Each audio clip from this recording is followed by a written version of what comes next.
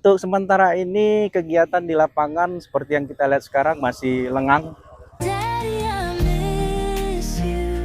I hope you're hearing me from your place in heaven, watching patient. Jadi kawan-kawan, untuk sore ini kita coba berjalan-jalan ya ke seputaran Kolong.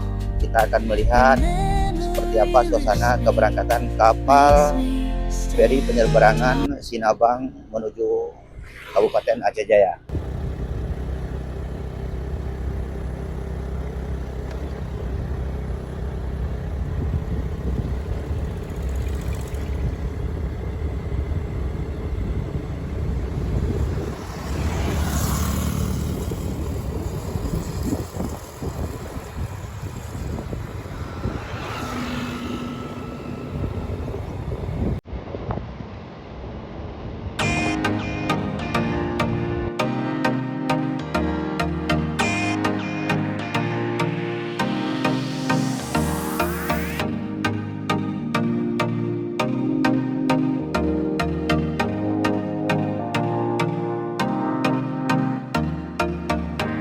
Untuk sementara ini kegiatan di lapangan seperti yang kita lihat sekarang masih lengang.